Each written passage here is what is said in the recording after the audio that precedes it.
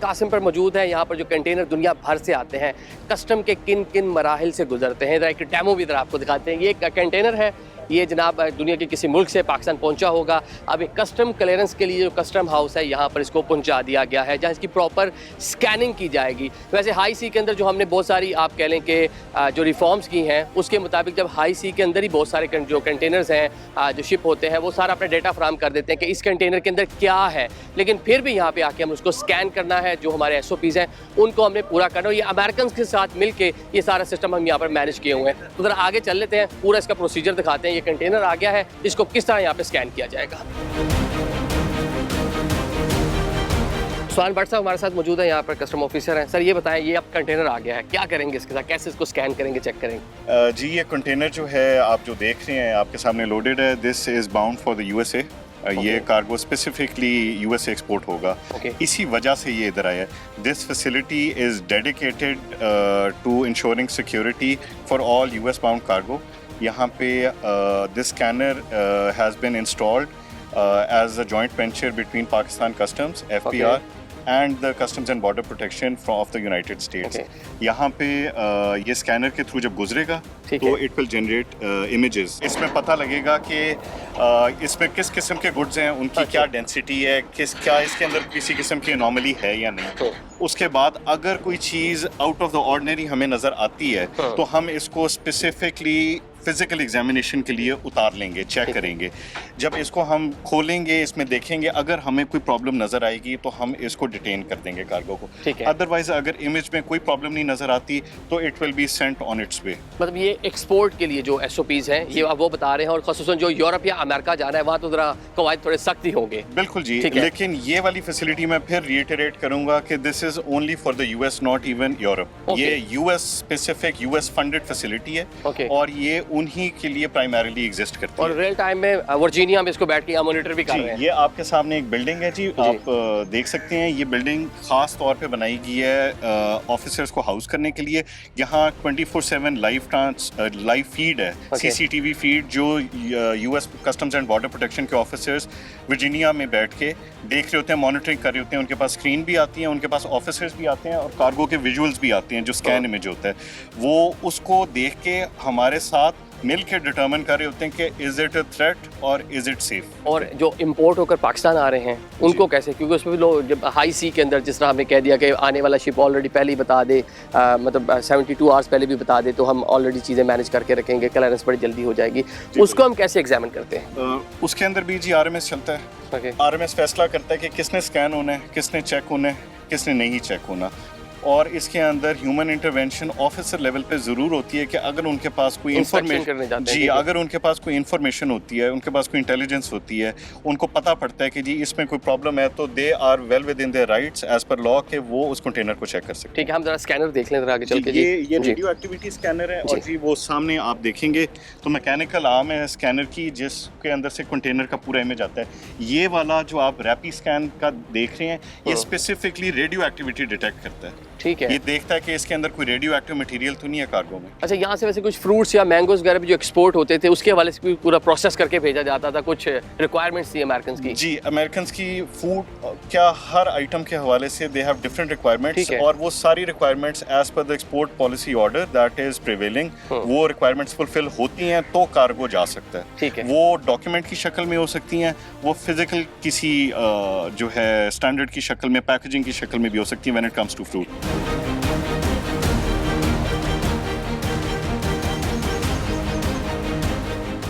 ये monitoring room है जहाँ से यहाँ पाकिस्तानी लोग बैठ के इसको मुकम्मल इसका जायज़ा ले रहे हैं। On the other side America से भी जो लोग हैं, जो एक्सपर्ट हैं, वो इसका टोटल जायज़ा ले रहे हैं कि कौन सा सामान ऐसा है जो अमेरिका भेजा जा रहा है। जी बताएं जी, मॉनिटरिंग रूम में तरह आगे चल लेते हैं। क्या विजुअल्स हैं? अभी जो हमने कंटेनर बाहर लगवाया था उसके विजुअल्स आने शुरू हो गए होंगे? जी, ये मॉनिटरिंग रूम है। ठीक है, इसके अंदर जो आप डेस्कटॉप्स देख रहे हैं और लैपटॉप देख रहे हैं, these are connected to Virginia. CBP के ऑफिसर्स देख रहे हैं इसको, और ये आप देख सकते हैं कि ये hand held radio activity monitor है।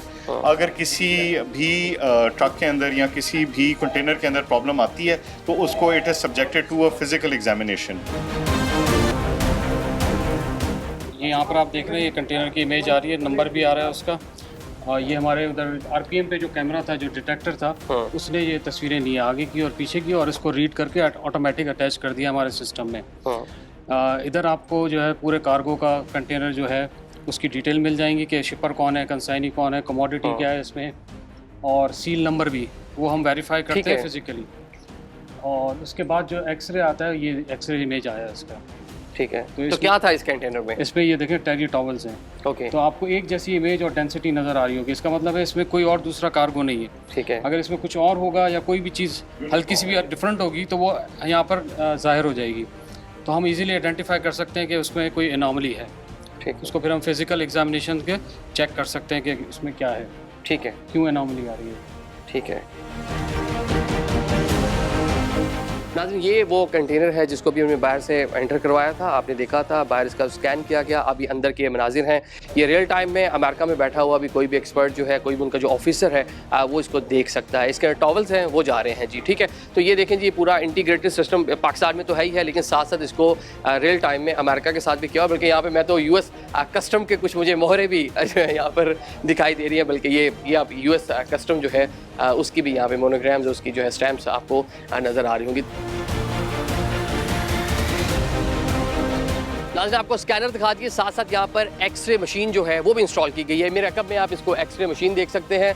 एक तो स्कैन किया जाएगा, उसके बाद अगर किसी चीज़ पे कोई डाउट गुजरता है तो उसको यहाँ पे एक्सरे मशीन में लाया जाएगा, उस कंटेनर को यहाँ से गुजारा जाएगा। इस नोयत के SOPs यहाँ पर लिए गए हैं। अब जरा चलते हैं यहाँ पे जो ऑफिसर्स हैं। एक तो Pakistan one window single window operation जो है उससे कितना फ़ायदा हुआ ऑफिसर से जाने के, पाकिस्तान की एक्सपोर्ट्स कितनी है, इम्पोर्ट कितनी हो रही है, और कितना पिछले कुछ सालों में और मिडल ईस्ट की जो सूरत हाल बनी थी उसके बाद हमारे यहाँ जो पोर्ट्स है उन्होंने मुनाफा कमाया, ऑफिसर से ज़रा उसके दादोशुमार लें।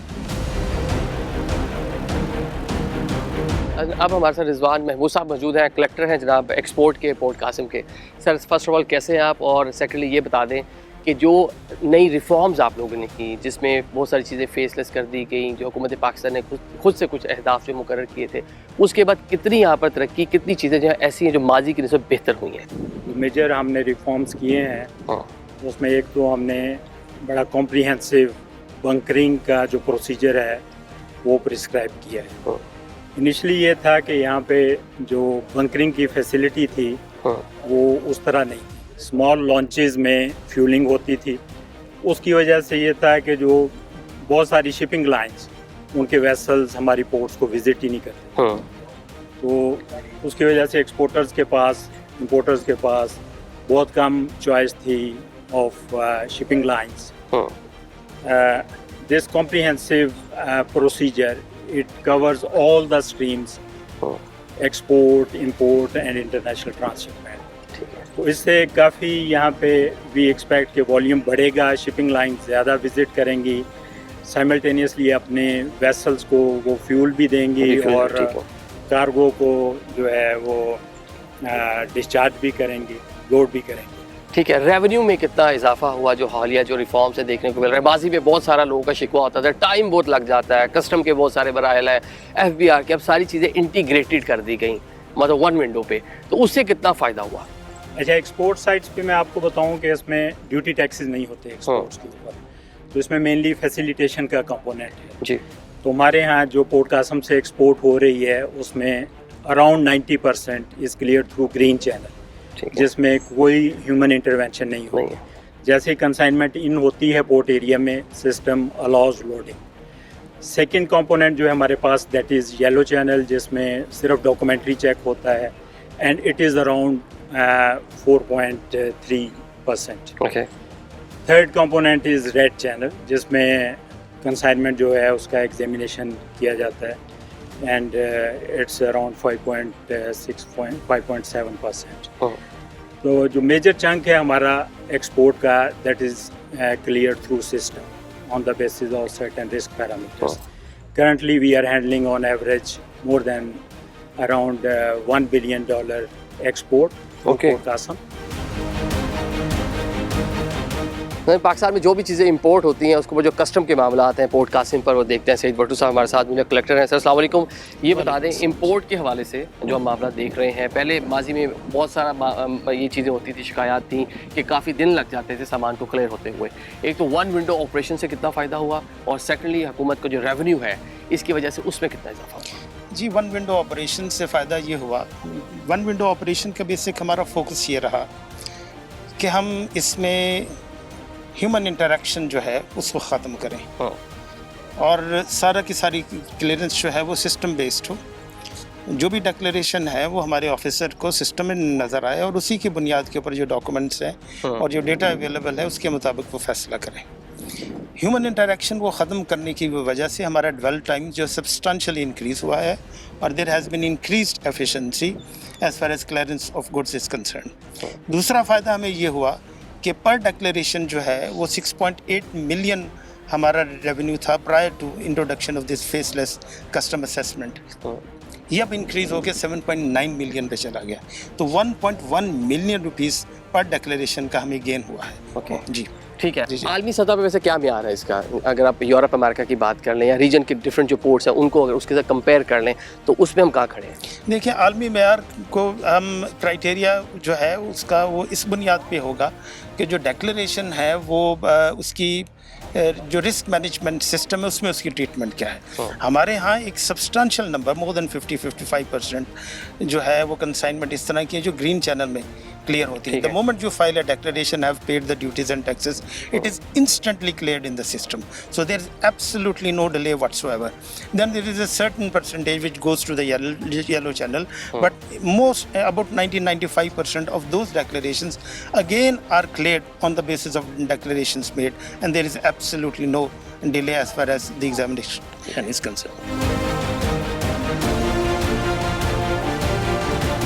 अभी हम पिपरी मार्शलिंग यार्ड पहुंचे हैं। यहाँ पर जनाब एक लॉजिस्टिक पार्क बनाया जा रहा है जिसका मकसद ये है कि कराची मेट्रोपॉलिटन सिटी है, करोड़ों आबादी है, आए रोज़ आप देखते हैं कि हादसा होते हैं, ट्रैफिक के मसाइल बहुत ज़्यादा हो चुके हैं कराची के अंदर। क्योंकि अगर पोर्ट कासिम की बात कर लें या कराची पोर्ट की बात कर लें, वहाँ से कंटेनर मिड सिटी से गुजर कर शहर से बाहर जा रहे होते हैं, पूरे मुल्क भर में उनकी तरसील हो रही होती है। इसी तरह मुल्क भर से जो सामान आता है वो भी पूरा शहर घूम कर या तो पोर्ट कासिम जाता है या पोर्ट कराची जाता है। रेलवे का नेटवर्क ऑलरेडी मौजूद था इसकी ट्रांसपोर्टेशन के हवाले से, लेकिन अब इसमें मजीद कह लें कि रोड नेटवर्क को बेहतर किया जा रहा है। यहाँ पे एक पूरा पार्क जो है लॉजिस्टिक पार्क, उसका मामला जो जारी है, तेज़ी से काम जारी है। देखते हैं कि इसमें क्या कुछ है और जो ऑफिसर यहाँ पर काम को देख रहे हैं, उसकी निगरानी कर रहे हैं, ज़रा उनसे बात कर लेते हैं।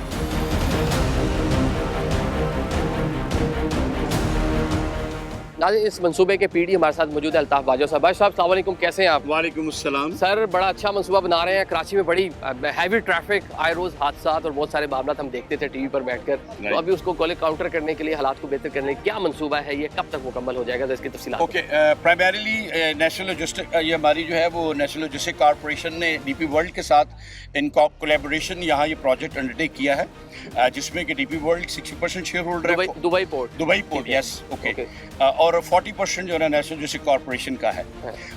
ये 13 एकड़ एरिया है ओवरऑल, और ये प्राइमरीली एक लॉजिस्टिक पार्क है जिसमें कि एक आम आदमी के लिए है कि यहाँ पे जितने भी बड़े ट्रॉले जो कि कंटेनर्स लेके आते हैं वो यहीं पे अनलोड करेंगे। अब 1.5 किलोमीटर हम इसके रेलवे ट्रैक ले होगा और रेलवे ट्रैक पे ही वो कंटेनर लोड होंगे और अपलोड होंगे। ठीक है। और ये रेलवे ट्रैक जो है पोर्ट कराची पोर्ट, दोनों पोर्ट्स के साथ लिंक होगा, पोर्ट कासिम भी और कराची पोर्ट भी।